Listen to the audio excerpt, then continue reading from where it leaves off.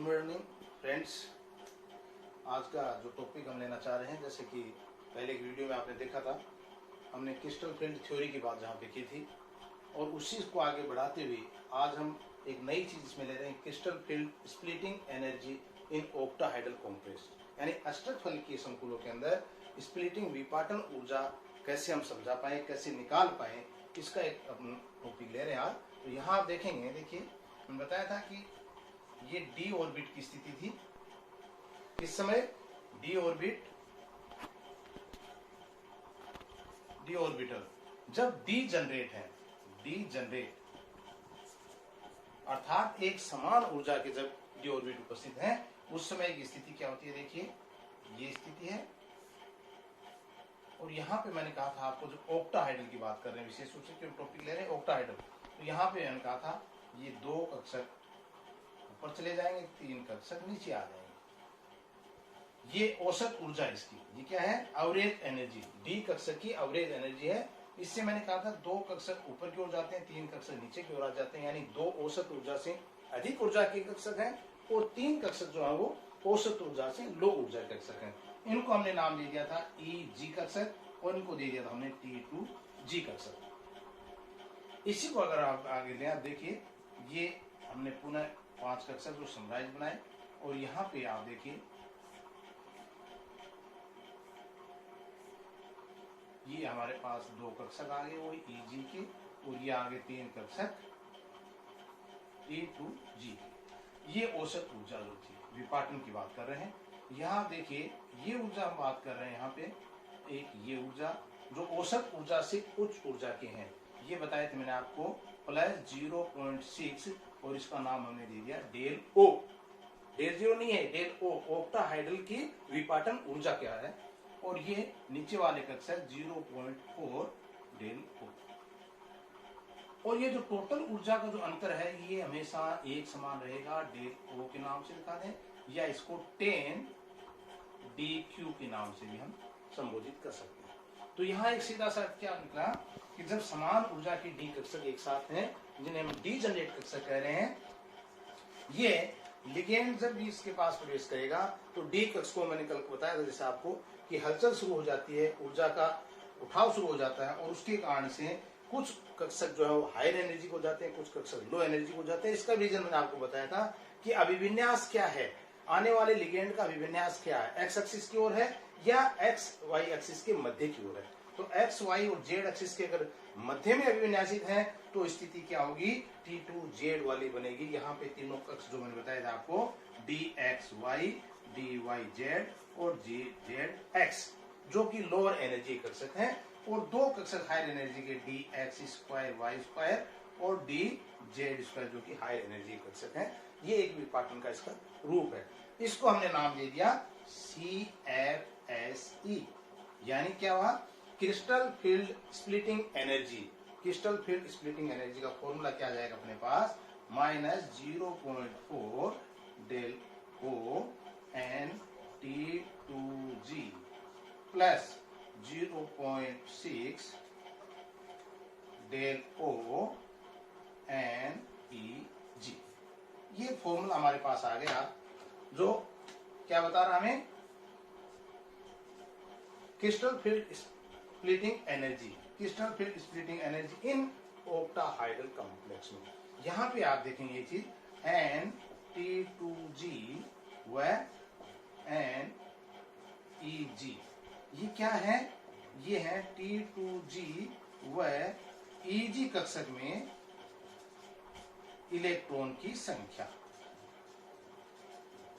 ये ध्यान रखना फॉर्मूला, क्योंकि इसके बेस पे हम किसी भी ऑक्टाहाइडल के अंदर या कोई भी अपने पास आयन दे दिया जाए, उसका हम डी ऑर्बिट के अंदर इलेक्ट्रॉनिक विन्यास ज्ञात करेंगे, और उसके बाद ये फॉर्मूला ऑक्टाहाइडल के लिए लगा करके हम और इसकी क्रिस्टल फील्ड स्प्लिटिंग एनर्जी का मान ज्ञात कर सकते हैं। फॉर एग्जाम्पल आप देखिए, पहले यहाँ पे देखें बाद हम ये D1 विन्यास की बात कर रहे हैं, तो D में हमने देखा ये 3 कक्षक एक जैसे थे, 2 कक्षक एक जैसे थे। यहाँ पे 3 में क्योंकि एक ही इलेक्ट्रॉन है, इसलिए इलेक्ट्रॉन किसमें चला जाएगा, ये इलेक्ट्रॉन चला गया पहले कक्षक में, यानी ये था हमारे पास T2G और ये थे EG कक्षक। अब इस फॉर्मूला को अगर हम लगाएं तो तो आप देखेंगे कि मान कितना आ रहा है इसका, एक इलेक्ट्रॉन है किसमें 4, यानी 0.4 into del 0 into N, N क्या अपने पास एक इलेक्ट्रॉन, प्लस 0.6, क्योंकि इसके अंदर कोई इलेक्ट्रॉन हमारे पास है ही नहीं, तो ये क्या हो गया, शून्य हो गया।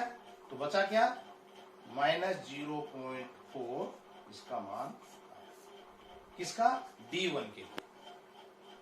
यहां पे एक चीज और देखना कि हमने कहा कि लिगेंड की बात जो हमने की थी कि लिगेंड दो प्रकार के विशेष रूप से, स्ट्रॉन्ग और वीक। स्ट्रॉन्ग लिगेंड वो होते हैं, तो लिगेंड को मैंने कहा दो प्रकार के लिगेंड हमने बात की थी, एक स्ट्रॉन्ग फील्ड लिगेंड होता है, एक वीक फील्ड लिगेंड होता है। स्ट्रॉन्ग फील्ड लिगेंड क्या करता है, नंबर ऑफ अनपेयर्ड इलेक्ट्रॉन, अयुग्मित इलेक्ट्रॉन को युग्मित करने की कैपेसिटी में होती है। और वीक फील्ड क्या होता है, अयुग्मित है तो अयुग्मित ही रहेंगे, वो युग्मित करने की कैपेसिटी में नहीं होती, इसलिए उनको वीक नाम दे दिया, इनको स्ट्रॉन्ग नाम दे दिया। यहाँ इसलिए बता रहा हूँ ये चीज क्योंकि आगे हम देखेंगे D2 और D3 की अगर हम स्प्लिटिंग एनर्जी निकालें तो आप पाएंगे कि कोई अंतर नहीं आ रहा, यानी यहाँ पे स्ट्रॉन्ग फील्ड और वीक फील्ड का कोई प्रभाव नजर नहीं आएगा। क्यों नहीं आएगा, क्योंकि D2 में अगर हम आगे चलेंगे, देखिए आप, तो यहाँ क्या हुआ, एक इलेक्ट्रॉन इसमें गया, एक इसमें गया, ये हमारे पास खाली है अभी इजी वाला। और D3 के अंदर आप पाएंगे कि एक इलेक्ट्रॉन इसमें गया, एक इसमें गया, एक में, D3 तक चाहे स्ट्रॉन्ग फील्ड लिगेंड हो चाहे वीक फील्ड लिगेंड हो, इलेक्ट्रॉन सबसे पहले किसमें भरेंगे, T2G कक्षक के अंदर ही इलेक्ट्रॉन प्रवेश करेंगे। अब देखिए D3 का मान निकाल लो, D3 का मान क्या आएगा, यहाँ पर वापिस मान रख सकते हैं 0.4 इंटू 3, क्योंकि 3 इसमें, n का मान 3 है, प्लस 0.6, ये क्या, 0 हमारे पास कोई है ही नहीं, तो क्या बच गए, -1.2, किसके लिए, D3 के लिए, ये 0.8। इसका मतलब क्या है, D1 D2 D3 तक कोई दिक्कत हमें नहीं है, चाहे स्ट्रॉन्ग फील्ड हो चाहे वीक फील्ड हो। आगे चलते हैं D4 के लिए। D4 में देखिए, ये वीक फील्ड की बात हम कर रहे हैं, D4 वीक फील्ड। तो वीक फील्ड में मैंने पहले बताया था आपको कि नंबर ऑफ इलेक्ट्रॉन क्या हो जाएंगे, अयुग्मित ही रहेंगे, क्योंकि यहाँ पे युग्मित करने की कैपेसिटी नहीं है। वीक फील्ड, दुर्बल लिगेंड की बात कर रहे हैं, यहाँ पे उनकी युग्मित करने की कैपेसिटी नहीं है, तो क्या कारण होगा, तो यहाँ पे अगर जो ऊर्जा का मान आएगा वो क्या आ जाएगा, अब 0.4 इंटू 3 प्लस 0.6 इंटू 1, तो ये क्या हुआ 1.2 माइनस प्लस 0.6।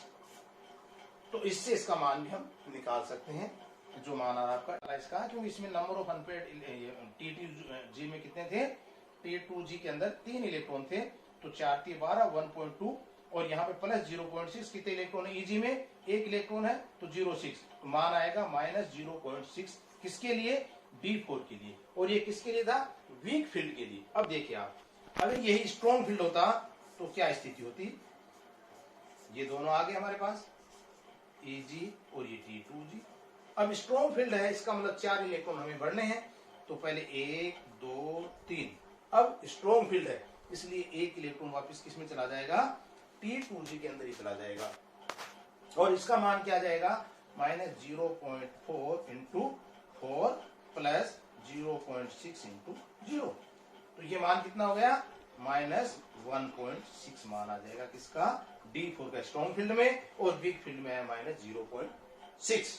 तो ये इस प्रकार से हम D5 D6 D7 D8 तक निकाल सकते हैं, और D8 10 के अंदर आपको पता है 0 आएगा, और D5 के अंदर भी। तो कहने का अर्थ है किसी भी को भी हमें दे दिया जाए संक्रम तत्वों में, इसके लिए हम क्रिस्टल फील्ड स्प्लिटिंग एनर्जी का मान जो है वो ज्ञात कर सकते हैं। नेक्स्ट लेते हैं हम इसके अंदर इसी का, एक बार आप इसको देख लें थोड़ा सा हो, तो यहाँ इसको पुनः एक बार अपन देख लें एक बार।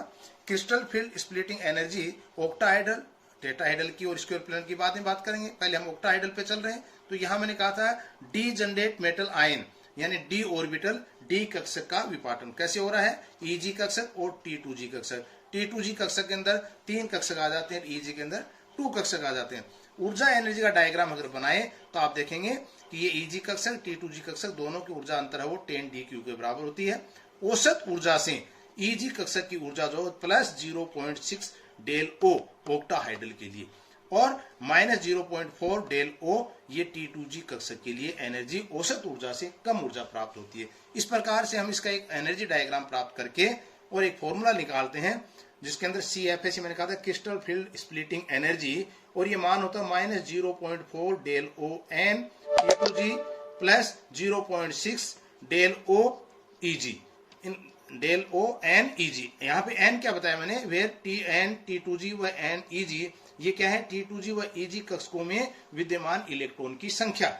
अब देखिए आप टेबल जो अपने बात कर रहे थे, ये विन्यास लिया हमने D1 D2 D3 से लेकर D10 तक, और ये दुर्बल लिगेंड है, ये प्रबल लिगेंड है। दुर्बल लिगेंड में देखिए मैंने कहा T2G EG कक्षक, ये भी T2G EG कक्षक चल रहे हैं। यहाँ पे 1 2 3 यानी D3 तक इलेक्ट्रॉन के मान में कोई परिवर्तन नजर नहीं आएगा आपको। देखिए 1 के लिए सेम मान आ रहा, 2 के लिए सेम आ रहा, 3 के लिए सेम आ रहा, लेकिन चौथा इलेक्ट्रॉन जैसे आएगा दुर्बल फील्ड के अंदर, वीक लिगेंड के अंदर एक इलेक्ट्रॉन EG कक्षक में चला जाता है और ऊर्जा का मान होता है -0.6। लेकिन स्ट्रॉन्ग फील्ड होते ही क्या होगा, मैंने बताया था कि एक इलेक्ट्रॉन जो यहाँ पे पेयरिंग कर लेता है, न कि अनपेयर्ड, यानी EG में नहीं जाता है, वो वापिस किस में जा रहा है, T2G के अंदर। तो ये यहाँ पेयरिंग होने के कारण इसका मान मैंने कहा -1.6। इस प्रकार से हम D5 जो मान 0 आ रहा है, D6 D7 D8 D10 तक का मान निकाल सकते हैं। देखिए आगे क्रिस्टल फील्ड स्प्लिटिंग एनर्जी इन टेट्राहाइड्रल कॉम्प्लेक्स। अभी ऑक्टाहाइड्रल की बात कर रहे थे, अब टेट्राहाइड्रल ने कल भी आपको बताया था, वही देखिए ये डी जनरेट ऑर्बिट हमारे पास पांचों, और इसके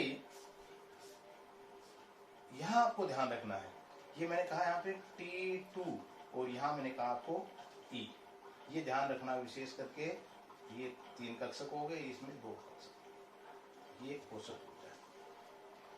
यहाँ पे G नहीं लगाना है आपको, ये G का प्रयोग नहीं करना है, जो क्या बताया था मैंने आपको, सिमेट्री, क्योंकि टेट्राहाइड्रल चतुष्फलकीय के अंदर सिमेट्री नहीं पाई जाती है, इसलिए हम T2 लिखेंगे और यहाँ E लिखेंगे। इनका अर्थ मैंने कल आपको बताया था।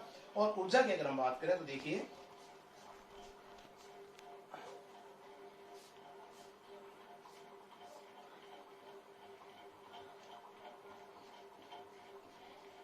ये हो गया T2, और इस ऊर्जा का मान हमारे पास कितना आया, +0.4 डेल्टा T से लिखेंगे यहाँ पे, और ये जो मान लिखेंगे वो -0.6 डेल्टा T। ठीक है, यहाँ पे 2 आ गए, ये आ गए EG की, और मान वही मैंने बताया दोनों का क्या होगा, डेल्टा T।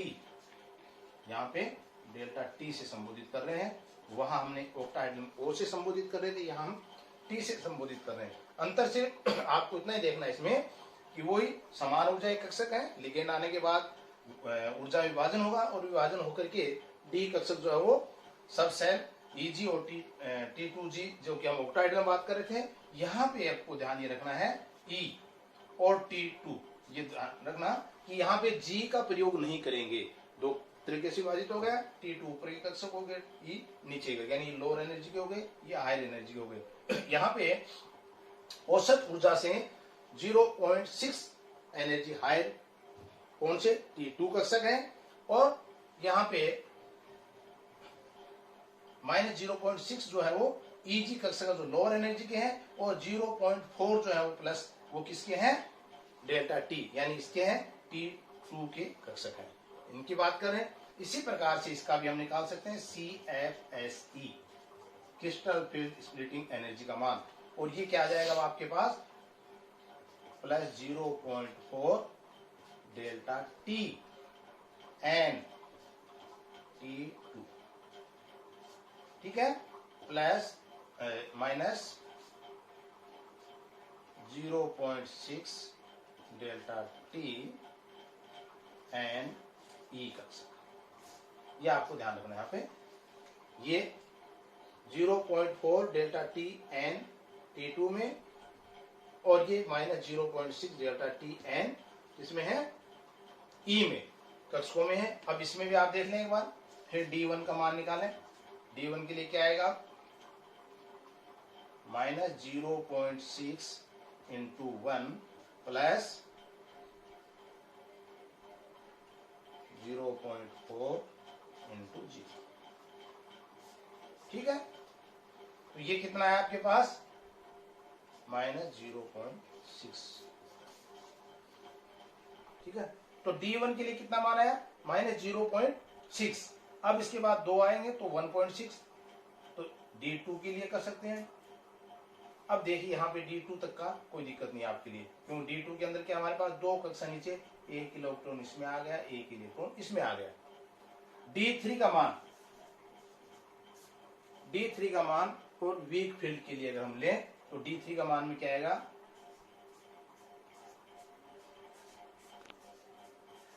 ये हो गए E कक्षक और ये होगा T2 कक्षक।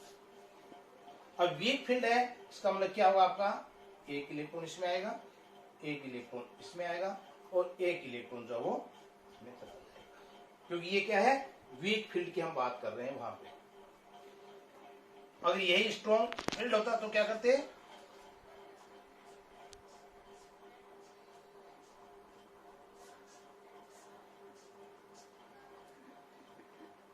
एक इलेक्ट्रॉन, 2 इलेक्ट्रॉन और तीसरा इलेक्ट्रॉन जो वो इसी में आ जाएगा। ये ध्यान रखना, तीसरा इलेक्ट्रॉन D3 का यहां पे पेयरिंग हो जाएगा। फिर हम फॉर्मूला मान रखेंगे तो इनके मान फिर निकाल सकते हैं। तो कहने का अर्थ है कि वीक फील्ड के अंदर अनपेयर्ड रहेंगे, उसके अनुसार मान निकलेगा, और स्ट्रॉन्ग फील्ड के अंदर पेयरिंग हो जाएंगे, उसके अनुसार मान निकलेगा। तो अंतर विशेष करके आपके सामने क्या आया? एक तो T2 वाला, यहाँ पे हमने T2 यूज कर रहे हैं, जबकि यहाँ पे हमने T2G यूज कर रहे थे। यहाँ पे हमने E यूज कर रहे हैं, यहाँ पे EG यूज कर रहे हैं। ये दोनों चीजें आप इसको लिखते समय गलती नहीं करें, ये ध्यान इसको रखिए। नेक्स्ट, ये ऊपर लेवल में क्रिस्टल फील्ड स्प्लिटिंग इन टेट्राहेड्रल की जैसे मैंने बात की पहले, इसको एक बार फिर देख लें आप कि वो एनर्जी लेवल जिसमें मैंने कहा था आपको 2 प्रकार से डिस्ट्रीब्यूट हो रहा हुई, और दोनों का ऊर्जा का मान जो है वो किस रूप में निकाल सकते हैं। यहाँ आप दोनों देख सकते हैं, ये मैंने कहा था T2 वाला है और ये E वाला है। ये दोनों कक्षक स्प्लिट होने के बाद वही ऊर्जा का मान जो हो 10dQ, हम कह सकते हैं डेल्टा T। यहाँ पे डेल्टा T से संबोधित कर रहे हैं, वहां पे डेल्टा O से कर रहे हैं, तो ये ऊर्जा का मान हम निकाल सकते हैं। नेक्स्ट आता है एक इसके अंदर crystal field splitting in square planar. Square planar में आप विशेष रूप से ध्यान रखिए कि अष्टक फल के संकुल में 2 ट्रांस समूह है, जो क्या है माना जेड एक्सिस पर स्थित है, चाहे वे पास पास आए इलेक्ट्रॉन, चाहे दूर दूर जाए। परिणामी जो संकुल में चतुर्भुजीय विकृति आ जाती है, जो परिणामी रिजल्टेंट जब हमारे पास संकुल बनता है तो उसके अंदर एक चतुर्भुजीय विकृति आ जाएगी। किसके कारण से? जब मैंने कहा 2 समान समूह है, माना जेड एक्स पर स्थित हैं, वो चाहे धातु से दूर जाए चाहे नजदीक आए, विकृति आ जाती है। उसमें EG व T2G कक्षकों का जो विपाटन है वो एक्स एक्सिस के खिंचाव के कारण शो होता है इसके अंदर। और आप यहाँ देखेंगे, देखिए ये T2G ये EG, व्यवस्था वही होगी जैसा ऑक्टाहेड्रल में हमने पहले बताया था। T2G लोअर एनर्जी के होंगे, EG हायर एनर्जी के होंगे। लेकिन एक्स एक्सिस की जो हमने बात की थी जेड में, कि जेड को हमने यहाँ पे क्या कर रहे हैं, जेड लिगेंड को हटाने की स्थिति, उससे पूर्व की स्थिति ये क्या चल रही है, कोई दिक्कत नहीं है जब समान ऊर्जा में है। अब यहाँ पे जैसे लिगेंड आते हैं और जेड को हमने हटाने की बात कर रहे हैं, तब देखिए आप EG कक्षक में, पहले EG में 2 ऑर्बिट थे, कौन से? x² y² और EG, जिसमें dz²। तो यहाँ पे आप देख रहे हैं कि dz² का कक्षक जो है x² y² से नीचे की ओर दिखाया। इसका मतलब इसकी ऊर्जा इससे कम हो जाती है। यहाँ पे आप देखिए xy yz और zx, यहाँ पे xy की ऊर्जा ज्यादा है, लेकिन xz और yz इन दोनों की ऊर्जा फिर कम हो जाती है। इसका कारण क्या था? मैंने कहा जेड लिगेंड को हटाने पर, तो जेड लिगेंड का यहाँ पे शो नहीं हो रहा, इसका ऊर्जा उसकी कम हो जाएगी। अब आगे जब विपाटन और होता तब आप देखिए x² y², जिसको हमने कह दिया B1G के नाम से, और z² जो कक्ष था उसकी एनर्जी नीचे के T2G ऑर्बिट के XY ऑर्बिट से कम हो जाती है। ये ध्यान रखना विशेष रूप से, XY ऑर्बिट की ऊर्जा जो है वो EG के z² कक्ष से ज्यादा हो जाती है। इसलिए हमने कहा XY B1G नाम दिया और इसको Z को नाम दिया हमने A1G। तो ये नाम संबोधित आप कर सकते हैं, इसके लिए कोई ज्यादा रटने की जरूरत नहीं आपको। यानी एक सिंबल आपको दिखा रहा कि डेल्टा का मान जो हो कितना, यानी B1G B2G के मध्य वो 10dQ का अंतर आ रहा है। यहाँ पे XZ और YZ यानी 2 समान ऊर्जा कक्षक हैं, ये जो है सबसे लोवेस्ट एनर्जी के कक्षक हो जाएंगे। तो यहाँ पे आप देख सकते हैं, दो एग्जांपल आपको मैं कराऊंगा इसके अंदर। तो स्क्वायर प्लेनर कॉम्प्लेक्स के अंदर हम जहाँ बात कर रहे थे, तो ये किस में पाया जाता है? D8 विन्यास में पाया जाता है। D8 विन्यास में जैसे हम हेक्सा एक्वा निकल बात करें या साइनो हेक्सा साइनो निकलेट की बात करें, इन दोनों एग्जाम्पलों से हम समझ पाएंगे कि ये इलेक्ट्रॉन का कॉन्फ़िगरेशन किस रूप में हो रहा। अब देखिए यहाँ पे जो इलेक्ट्रॉन हम कर रहे थे इसी में पहले भी कि वे किस प्रकार से ये जा रहे हैं। देखिए ये डी कक्षक की स्थिति थी और यहाँ पे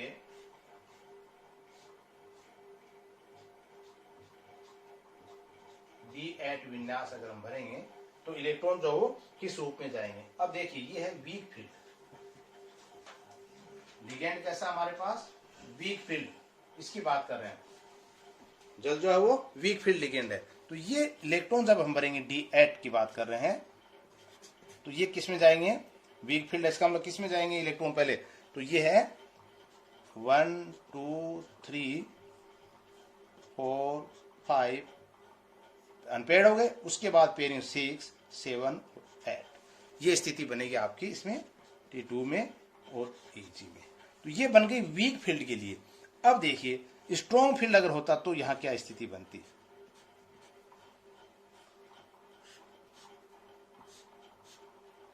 यहां पे आपके पास स्ट्रॉन्ग फील्ड में क्या स्थिति बनेगी? क्योंकि ये तीनों कक्षक पहले से भरे हुए हैं, इसलिए कोई दिक्कत नहीं है इनके अंदर तो। लेकिन यहां वाले जो कक्षक हैं, दो कक्षक जिनकी हम बात की थी, ये फिर विपाटित हो जाते हैं और ये कक्षक इस रूप में आगे बढ़ जाएंगे।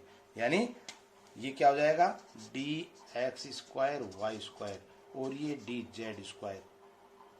तो यहाँ पे जो एक इसके जो इलेक्ट्रॉन जो थे हमारे पास, ये दोनों पेयरिंग होकर के इसमें आ जाएंगे। ये कक्ष हमारे पास वेकेंट रह जाता है dx² y² का। ये क्यों बता रहा हूँ, उसका कारण आएगा आगे। देखिए ये वेकेंट रह गया क्योंकि यहाँ पे दोनों हमने कहा जब वीक फील्ड था तो समान ऊर्जा के वितरित होकर के समान ऊर्जा के कक्षक थे, एक एक इलेक्ट्रॉन इसमें प्रवेश कर गया। लेकिन जैसे स्ट्रॉन्ग फील्ड आया तो मैंने कहा स्क्वायर प्लेनर बनने की कोशिश, अष्टकफलकीय में स्क्वायर प्लेनर कैसे बनता है, इन कक्षकों में विपाटन शुरू हो जाता है। जेड कक्षक, जेड एक्सिस की ओर मैंने कहा जब इलेक्ट्रॉन नाभिक से दूर जाए चाहे नजदीक आए, तो जेड को जब हम हटाकर बात कर रहे हैं तो ये एनर्जी क्या लो हो गई और इसमें दोनों कक्षक इलेक्ट्रॉन जो एक ही कक्ष में आ गए और ये dx² y² जो हो हायर एनर्जी में चला गया। ये इलेक्ट्रॉन का डिस्ट्रीब्यूशन हुआ। अब देखिए क्या होता है, -x + x -y + y, ये चार ऑर्बिट यहाँ पे अब देखें x² y² में है, तो चार तरीके से लिगेंड यहाँ पे प्रवेश करेगा। यहाँ पे नीचे क्या है, dz में दो तरीके से लिगेंड प्रवेश, लेकिन चूंकि यहाँ पे बंद नहीं बन पा रहा कि डी कक्षक पूर्ण भरा हुआ है, तो यहाँ पे कितने इलेक्ट्रॉन हमारे पास प्रवेश कर सकते हैं लिगेंड के? 4। तो इसका मतलब क्या हुआ यहाँ पे कहने का अर्थ कि अष्टक फल की स्क्वायर प्लेनर के अंदर जब बात कर रहे हैं तो अष्टक बल की बनने की कोशिश में, कल लाइन आई थी कि अष्टक फल के बनने की एक असफल कोशिश में स्क्वायर प्लेनर बन जाता है। क्यों? क्योंकि यहाँ पे कोशिश तो ऑक्टाहेड्रल की बनने की थी, लेकिन जैसे dx² y² की हमने बात की कि हायर एनर्जी में चला गया, तो यहाँ पे चार कक्ष हमारे पास x + x y + y के उपलब्ध हो गए। ये चारों जब मेटल की ओर आएंगे तो चार प्रकार से बंध बनाकर क्या करेगा, स्क्वायर प्लेनर कॉम्प्लेक्स का निर्माण कर पाता है। Thank you. आगे के टॉपिक में हम लेंगे